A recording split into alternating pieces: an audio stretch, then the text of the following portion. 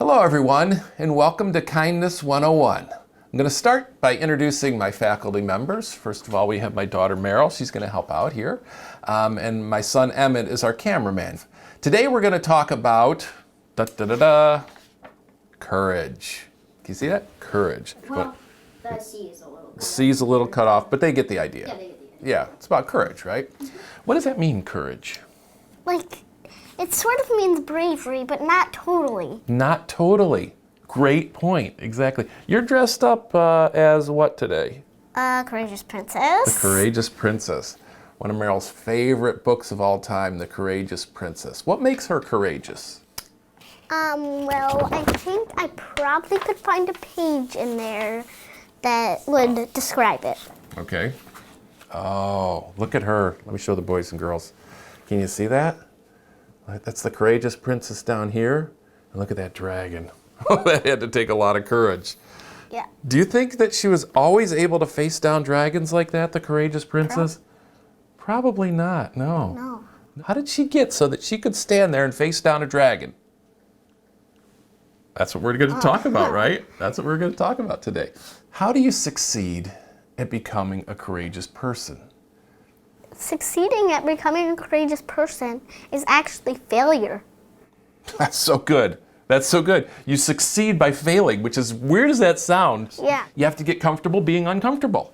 You need You need to be able to step outside your comfort zone. That's a perfect point. We got some stories that'll illustrate kids that are able to get outside their comfort zone, and they are therefore very courageous. I've got 4 stories that I want to show you today.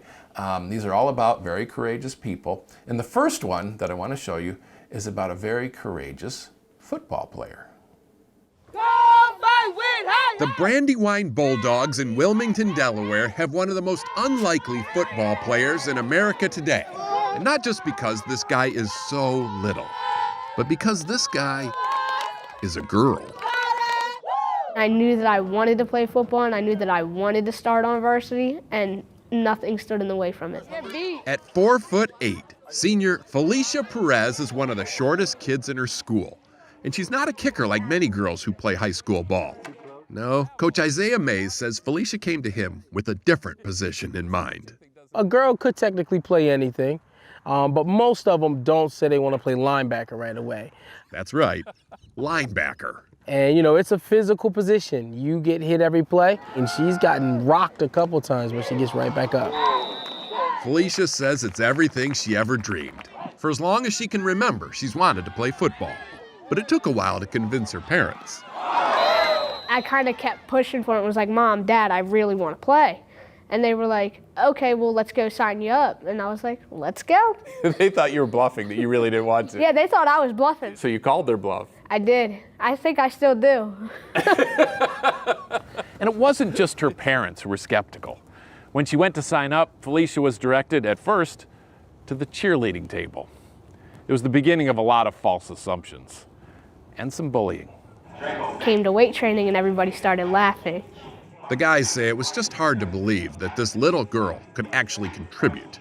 It was just like, you shouldn't be playing football. But then, you know, she hit me hard, and I was like, all right, well, maybe she should be playing football. And that was the end of that. That's not a girl playing, that's a football player. They say no one dare laugh now. You gotta protect yours. She family to us, so. That means standing up for Felicia when the other teams target her. And by all accounts, they do target her. She's had more than a handful of broken fingers, and they try to bruise her ego too, with insults. So when you're going through all that stuff, why not just take the easy way out? We never take the easy way and not out. play, but you would have avoided all that pain. You're right, I would have, but would I be here today? No. Short girl, long view. I mean, Felicia's just a great example of somebody with a lot of courage, right? She got that way by not worrying about the teasing, not worrying about the embarrassment. She got that way by not taking the easy way out. It would have been a lot easier for her to not try out for that team, but she took the hard way, the really hard way, right? Things that are easy are inside our comfort zone. You mentioned comfort zone earlier, right? When you get outside your comfort zone, you can grow. And I think that's a really important lesson, don't you? I think so too. Our next story is about another athlete who is really the master of courage. You know who I'm going to show, right? This is a story about Gerald.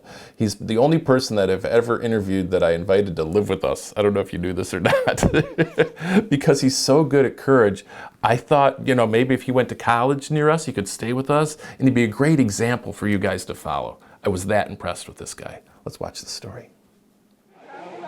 They were the bad news bears of swimming. Y'all are on 2 minutes. In fact, Coach Alex Wiedemann of Seguin High School in Arlington, Texas, says you can't overstate their underachievement.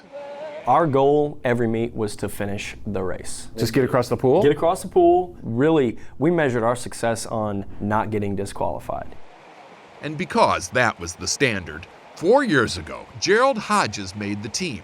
Perhaps the only kid to ever make a high school swim team without a clue how to swim. We had to get anybody. It didn't matter. Didn't know how to swim. He couldn't get across 5 yards, let alone 25 yards. Was there really nobody better? No.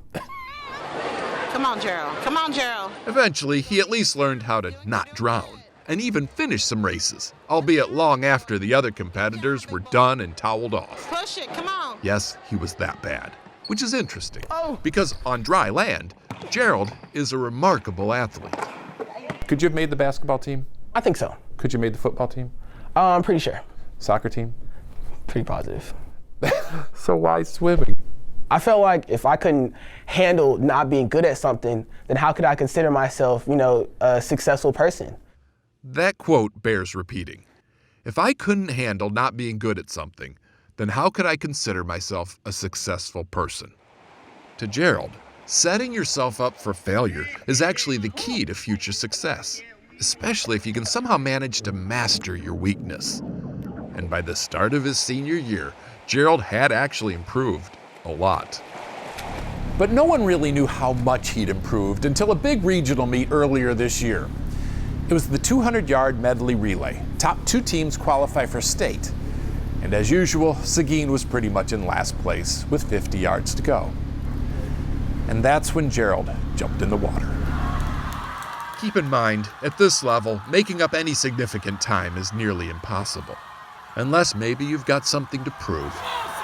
Unless, maybe, there's an extra drive deep within anyone who knows what it's like to be dismissed.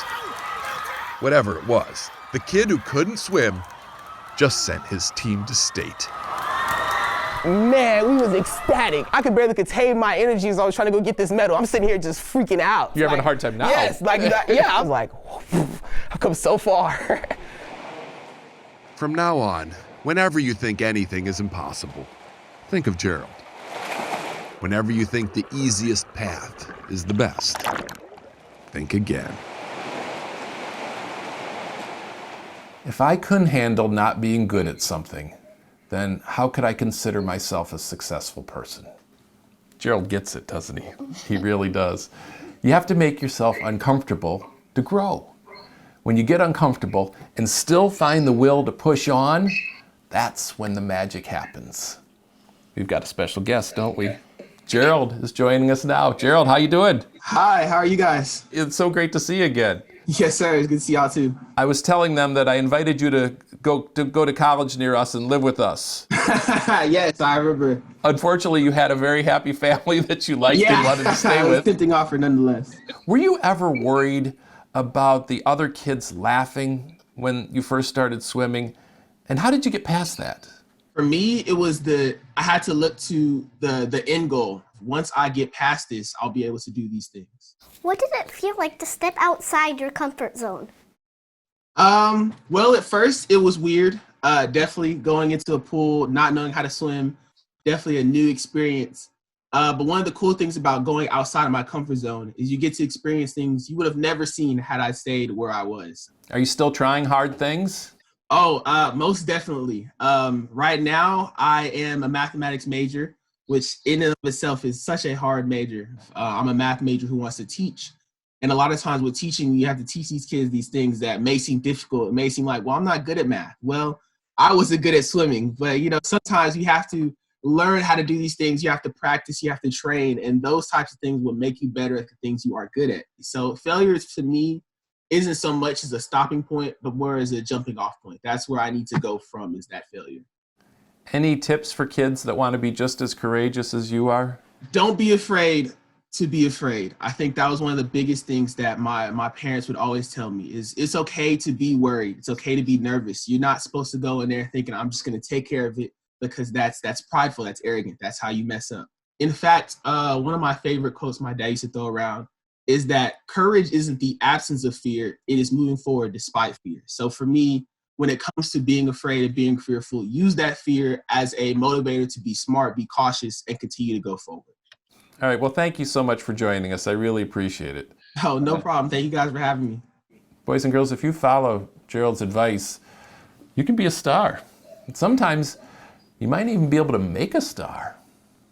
Oh my God! 17-year-old Taylor Wilson is into radioactive rocks. When I hold something that's radioactive, it's kind of an indescribable feeling. It's kind of like when I'm with my girlfriend. A little scary. A teenager handling radiation with his shoes untied. But the levels are safe, and there's really never been any reason for concern until he decided to build his own reactor. I was going to produce nuclear fusion. But what made you think you could even do this? That's my personality. I think I can do things. There's nothing that's impossible to me. You can ask my parents. Yeah, he's just not wired like we are. Taylor's dad, Ken, is a Coca-Cola bottler. Tiffany, a stay-at-home mom. They say Taylor started reading about nuclear physics in 5th grade. In 6th grade, he gave an hour-long science fair presentation on the subject. Technetium-99m. It soared over everyone. Is an isotope of technetium. Steve, I have no clue what he was talking about. And yet they still let him try and build a nuclear reactor in their garage. Sounds like we're not good parents. Yeah, it kind of does. He's pretty much convinced us he knows what he's doing. He eventually convinced the University of Nevada, Reno physics department too. Going underground. They let Taylor move his project into their basement. And it was here, at the age of 14, that Taylor Wilson became the youngest person on Earth to create fusion. You want to actually make a star? You want to crank this thing up? He unlocked the secrets that drive the sun. We have fusion. Before he could drive. Wow. 3 years later, he's now a senior at the nearby Davidson Academy for profoundly gifted students. Obviously, Taylor could go to any college he wants. But would he get anything out of even the graduate level nuclear physics class? Especially since he taught that class last semester. That's why he may go straight to pursuing his next modest goal of keeping us all safe. Taylor recently invented a new way to scan shipping containers for nuclear material. It's incredibly cheap, and because it's incredibly cheap, it can be deployed all over the US and all over the world, creating first, second, and third lines of defense all over. That's in addition to the cancer cure he's working on, and God knows what else. Oh, I have hundreds of ideas. I have too many ideas for a lifetime. Fortunately, he's got a really good head start. Taylor said, "Nothing is impossible to me." And that's our goal, right? That's why we want to be courageous. We want that feeling that nothing is impossible to us. And again, the first step in getting there is trying something hard and accepting that failure is going to be part of it. And it doesn't have to be something like nuclear physics. Do you even know what that is? No, who does? No, who does? But it sounds like it's pretty advanced, whatever it is. But it doesn't have to be anything like that. It just has to be something that's hard for you. That's really all it is. Got one more story I want to show you. It's about an 89-year-old man named Ed Bray. And he needed courage to do something that almost every one of you can do no problem. Take a look at this story.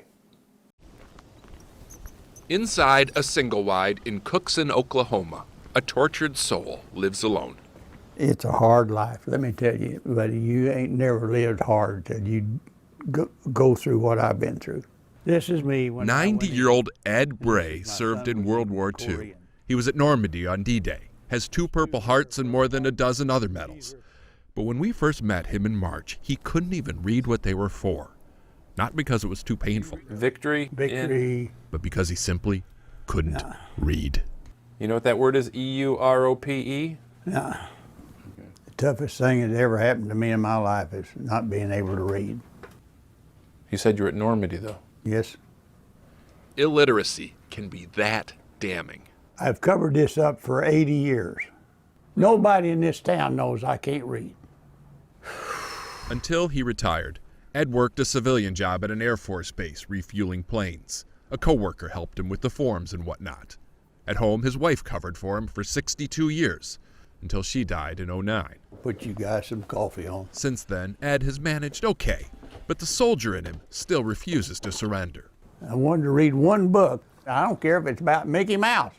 I want to read one book before I die.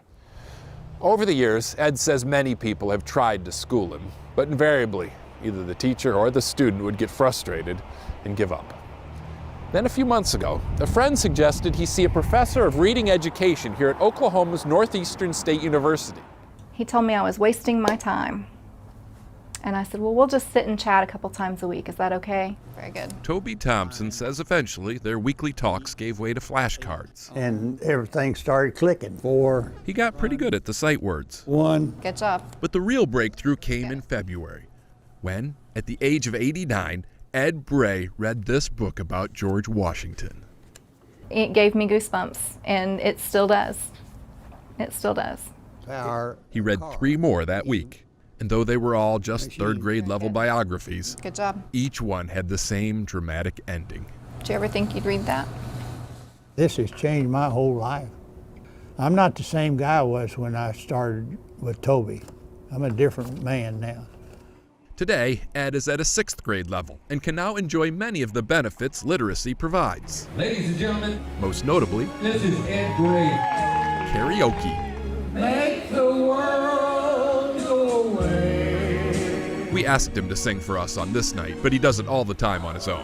Reading really has given him tremendous confidence, which he hopes will inspire others. Ed Bray, everybody. Get in there and learn, baby. Now. Because you ain't going to learn in that pine box. Just learned to read and already a poet. And that's the truth.